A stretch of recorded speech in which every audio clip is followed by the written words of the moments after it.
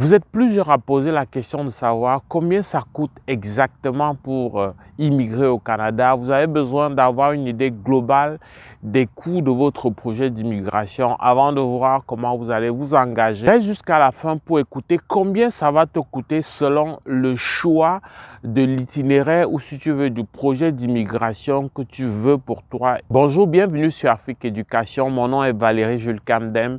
Je suis enseignant au Québec. Dans le cadre de cette chaîne, nous accompagnons des jeunes et des familles africaines pour leur projet d'immigration vers le Canada. Alors, si tu es nouveau sur cet espace, abonne-toi puis active la cloche de notification pour ne rien manquer de nos futures parutions hebdomadaires. Eh bien, pour savoir précisément combien ça coûte, le coût d'un projet d'immigration pour le Canada en 2022, je voudrais, si tu veux bien, présenter les choses selon le type de visa que tu cherches. Tu peux immigrer au Canada pour être au départ travailleur temporaire, ensuite résident permanent. Tu peux immigrer au départ pour être étudiant, ensuite résident permanent. Tu peux même immigrer au départ pour une visite pour le Canada avant de te frayer un chemin sur place pour avoir le permis de travail et finalement avoir ta résidence permanente. Alors, je vais commencer par le cas qui intéresse plusieurs personnes, qui préoccupe plusieurs personnes. C'est celui de partir avec un contrat de travail. Pour décrocher un contrat de travail, ça te coûte 0 francs. Ça te coûte 0 $. Tu n'as pas besoin de payer pour avoir un contrat de travail. Bien sûr, ici, je m'attarde sur les frais officiels. Ma vidéo ne tient pas compte des honoraires, de l'argent que tu peux payer à côté si tu te fais accompagner, si tu te fais offrir des services de quelqu'un, d'un facilitateur ou d'un consultant. Je vais d'abord partir selon le principe que toi-même tu veux faire ta démarche. Mais après, je peux toujours te donner une idée sur qu'est-ce que ça peut ajouter, qu'est-ce que tu peux avoir en su si jamais tu veux te faire accompagner. Lorsque tu as un contrat de travail et qu'il a été validé par les instances de Service Canada, l'étape qui suit, c'est l'étape de la demande de visa. La demande de visa qui va déboucher dès l'entrée sur le sol canadien sur un permis de travail fermé.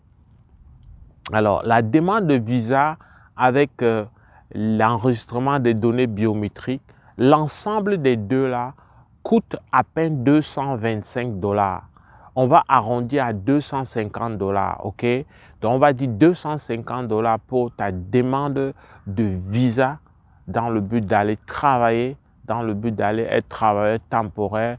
Puis, il y a les données biométriques qui viennent avec. Une fois que la demande est traitée et que tu dois être rendu à l'étape des examens médicaux, les montants alloués pour ce qui est des examens médicaux vont varier selon le pays, le prestataire agréé par le gouvernement du Canada. Il faut savoir que tu ne peux pas faire des examens médicaux là où bon te semble. Tu as beau avoir la meilleure clinique dans ta ville, le meilleur médecin, il y a des centres hospitaliers qui sont partenaires et qui sont agréés par le gouvernement du Canada. Seuls les examens médicaux peuvent donc être officiés par ces centres-là ou par ces médecins-là.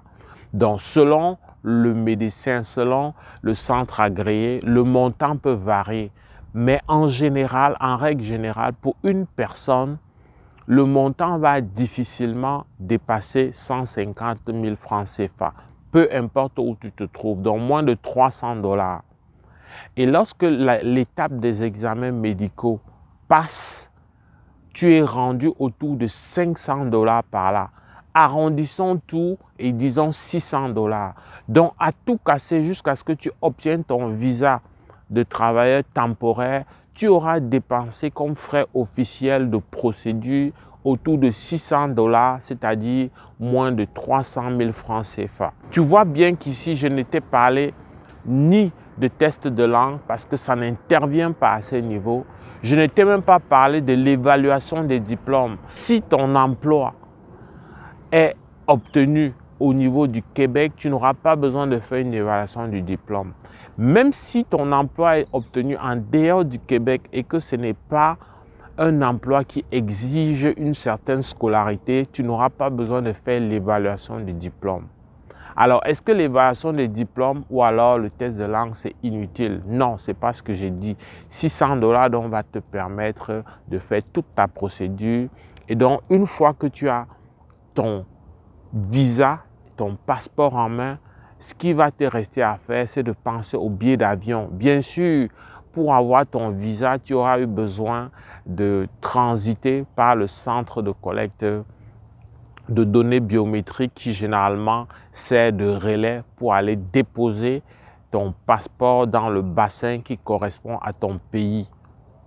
Mais on va dire que tous ces frais qui vont se greffer à ta procédure, envoyer le passeport, peut-être te déplacer, frais de transport, etc., ça reste que tu es autour vraiment de 300 000 francs CFA. Dépensés à l'intérieur de 6 mois environ, ce n'est pas si grave que ça. Bon. Maintenant, à quel moment les autres dépenses interviennent?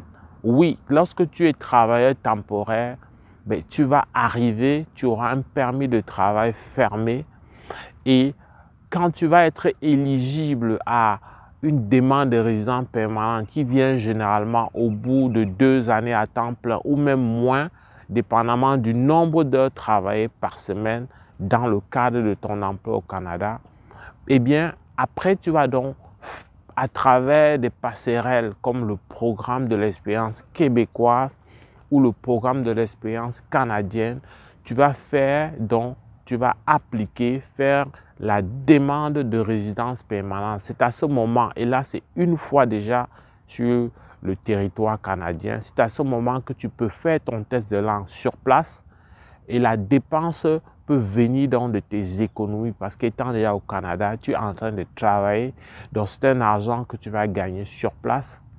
Tu peux faire toutes les autres démarches qui vont avec, y compris les frais provinciaux et les frais gouvernementaux du gouvernement fédéral. Donc les frais provinciaux, notamment pour ce qui est du Québec, c'est moins de 800 $ par candidat. C'est-à-dire que si tu fais une demande de résidence permanente, tu vas avoir besoin de dépenser autour de 800 $ pour avoir ton CSQ qui va donc faciliter plus tard l'obtention de ta résidence permanente, dont les frais au niveau fédéral, c'est autour de 600 $, voire moins. Je te donne les montants arrondis. Je te fais noter que les frais à payer au niveau du gouvernement fédéral sont les mêmes, peu importe la province. Par contre, les frais provinciaux peuvent changer d'une province à l'autre. Ça peut dans certains cas aller jusqu'à 1500 $ selon le programme que tu choisis. Là, je pense par exemple à certains programmes au niveau du gouvernement provincial de l'Ontario, mais ça peut aussi être beaucoup moins que le 800 $ pour certains programmes, notamment au niveau du Nouveau-Brunswick, qui parfois même est en dessous, nettement en dessous de 400 $. Donc, je te donne comme ça en ramasser une idée de la procédure et tu vois que non seulement pour quitter d'où tu es, pour être sur le sol canadien, tu n'auras même pas dépensé 300 000 francs. Tu as un billet d'avion à payer. Hein. Le billet d'avion est en train de connaître une augmentation fulgurante avec le carburant qui augmente, mais aussi avec le rattrapage des compagnies aériennes, les demandes qui flambent et qui font que aujourd'hui, si tu es en Afrique francophone, je pense à l'Afrique de l'Ouest, à l'Afrique centrale, mais pour arriver au Canada, la moyenne maintenant se situe autour de 2100 voire 2500 $ pour un billet d'avion.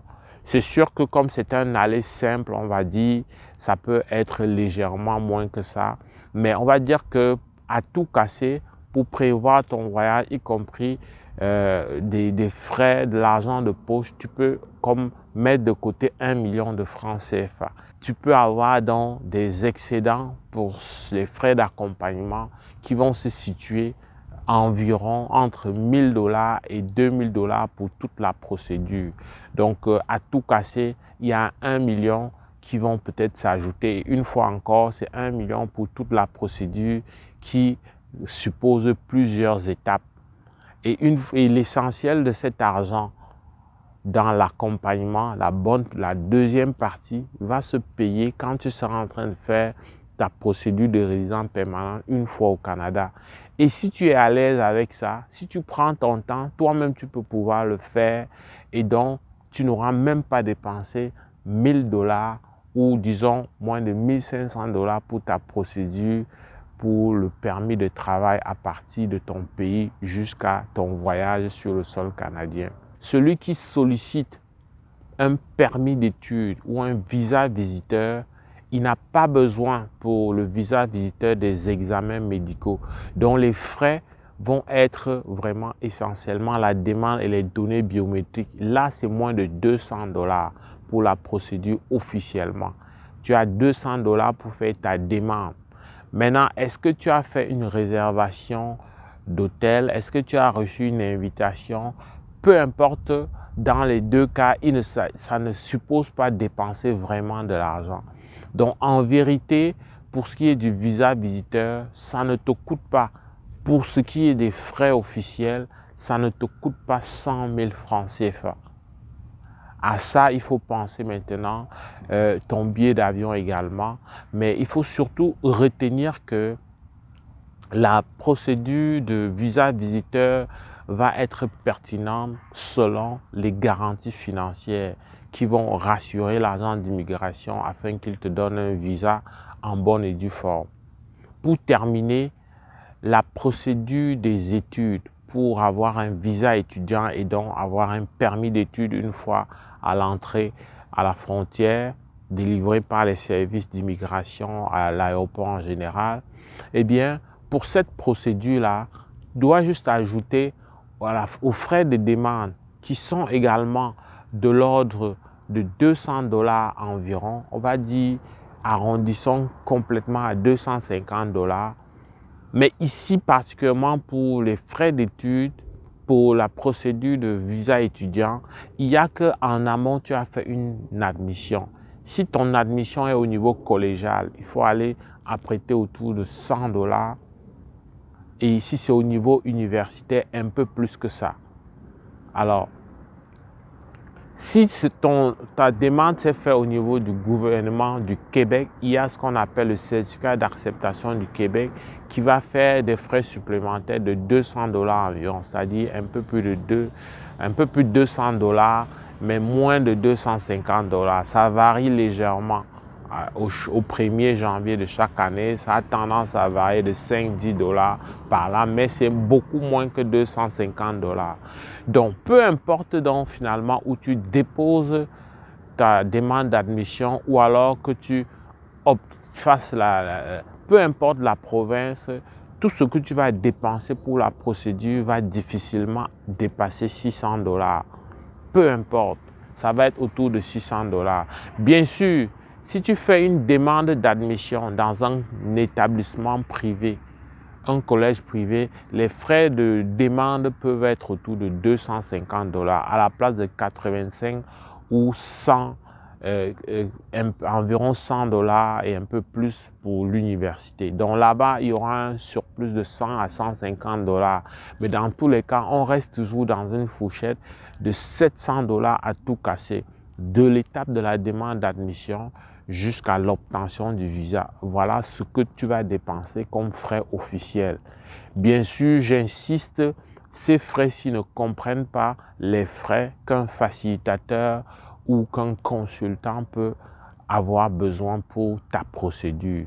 Mais c'est toujours bien de savoir combien ça coûte officiellement, c'est-à-dire moins de 700 $.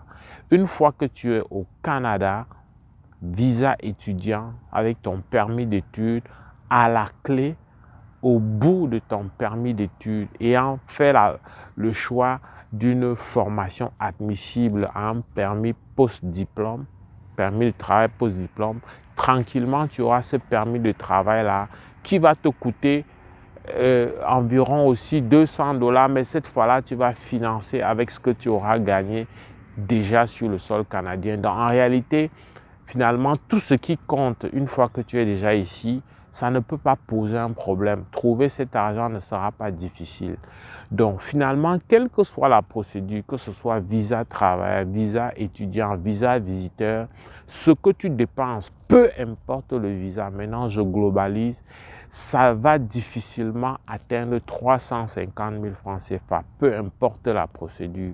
Donc avec 350 000 francs, si tu t'y prends par toi-même, si tu prends la peine d'aller prendre les informations officielles aux sources crédibles et que tu t'y mets par toi-même, voilà à peu près ce que tu vas dépenser pour ta procédure. Une fois encore, le billet d'avion n'est pas pris en compte.